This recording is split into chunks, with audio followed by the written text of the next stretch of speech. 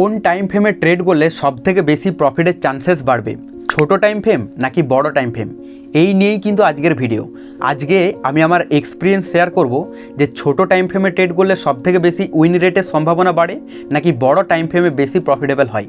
বেশিরভাগ ক্ষেত্রে যারা নিউ ট্রেডার তাদের মধ্যে একটা কনফিউজ থাকে যে কোন টাইমে সবথেকে বেশি ভালো, 1 মিনিট 5 মিনিটের টাইম ফ্রেম মানে ছোট টাইম ফ্রেম নাকি বড় টাইম ফ্রেমে 1 ঘন্টা 4 ঘন্টা কিংবা 1 ডেজ। তো এই কনফিউজটা থাকে বেশিরভাগ ট্রেডারদের, এবং এই কনফিউজ ক্লিয়ার করার জন্যই আমি আমার অভিজ্ঞতা আজকের এই ভিডিওতে এভরিথিং শেয়ার করব। আশা করি এই ভিডিওটি শেষ পর্যন্ত দেখলে সমস্ত কিছু ক্লিয়ার হয়ে যাবে। তাই ভিডিওটি ভালো লেগে থাকলে অবশ্যই একটি লাইক করে দেবে, আর যদি এই জার্নিতে আমার সাথে থাকতে চাও তাহলে চ্যানেলটিকে সাবস্ক্রাইব এবং টেলিগ্রাম গ্রুপে জয়েন হয়ে যাবে, লিঙ্ক ডেসক্রিপশনে আছে। চলো এখন শুরু করি।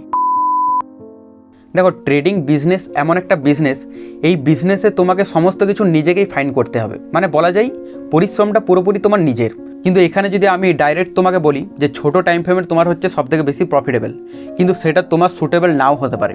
আবার যদি আমি তোমাকে বলি যে বড় টাইম ফ্রেমে সবথেকে বেশি প্রফিটেবল, তোমার সেটা সুটেবল নাও হতে পারে। তাই আলাদা আলাদাভাবে তোমাকে নিজেকেই ফাইন্ড করতে হবে যে কোনটা সবথেকে বেশি সুটেবল তোমার হচ্ছে, ছোট টাইম ফ্রেম নাকি বড় টাইম ফ্রেম। কারণ এখানে কারো যদি এক্সপিরিয়েন্স না থাকে তাহলে সে ছোট টাইম ফ্রেমই করুক বা বড় টাইম ফ্রেম সিলেক্ট করে ট্রেড করুক, সবেতেই কিন্তু লস হবে। এমনটা না যে ছোট টাইম ফ্রেমেই প্রফিট হবে আবার বড় টাইম ফ্রেমে লস হবে, বা বড় টাইম ফ্রেমে প্রফিট হবে ছোট টাইম ফ্রেমে লস হবে। তাই এক্সপিরিয়েন্সটা সবথেকে বেশি দরকার, আর এই এক্সপিরিয়েন্সটা করার জন্যই তোমাকে কিন্তু এখানে একটু মেহনত করতে হবে।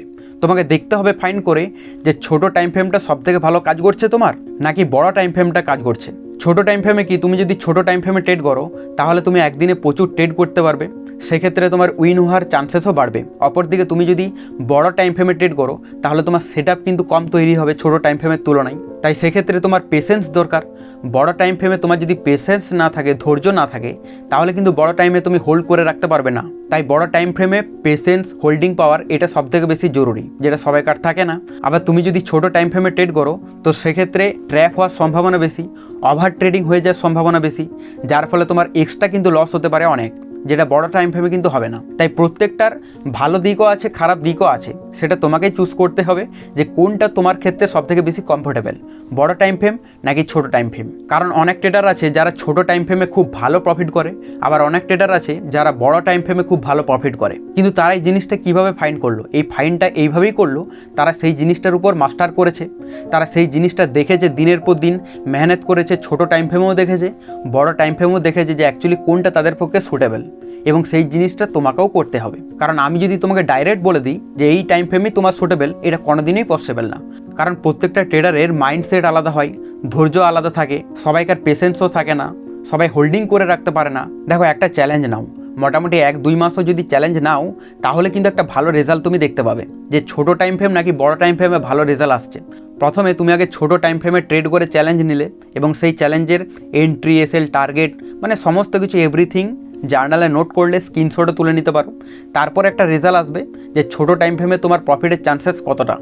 অপরদিকে তুমি আবার বড় টাইম ফ্রেমে শিফট হয়ে সেখানে তুমি ট্রেড নিতে পারো, একটা চ্যালেঞ্জ নিতে পারো। সেই চ্যালেঞ্জে তুমি ফাইন্ড করে দেখতে পাবে যে কোনটা সবথেকে বেশি ভালো কাজ করছে। তারপর তুমি কিন্তু ডিসাইড করতে পারবে, এবং তোমার কমফোর্টেবল যে জোনটা সেটাও কিন্তু তুমি ধরতে পারবে যে কোনটা সবথেকে তোমার কমফোর্টেবল আসছে। সবাইকার কমফোর্টেবল আলাদা আলাদা, কারোর ছোট টাইম ফ্রেমে ট্রেড করে সবথেকে বেশি মজা আসে, আবার কারো বড় টাইম ফ্রেমে ট্রেড করে মজা আসে। তাহলে সেটা তোমাকে নিজেকেই বার করতে হবে। তবে আমার অভিজ্ঞতার যদি কথা বলো তাহলে আমি বলবো যে ছোট টাইম ফ্রেমে ট্র্যাপ হওয়ার সম্ভাবনা বেশি থাকে, ওভার ট্রেডিং বেশি হয়, হয়তো তুমি একদিনে 500 বা 1000 টাকা লস নিতে পারবে। তো সেক্ষেত্রে তুমি যদি ছোট টাইম ফ্রেমে ট্রেড করো তাহলে কিন্তু তোমার 500-1000 টাকার বেশি লস হয়ে যেতে পারে, কারণ ওভার ট্রেডিং হচ্ছে। কিন্তু অপরদিকে যদি বড় টাইম ফ্রেমে ট্রেড করো তো সেক্ষেত্রে সেই লসটা লিমিটের মধ্যেই থাকবে, এক্সট্রা কিন্তু লস হওয়ার চান্সেস কম থাকবে, এবং ওভার ট্রেডিংটাও কিন্তু হবে না। বাকিটা তোমাকেই সিলেকশন করতে হবে।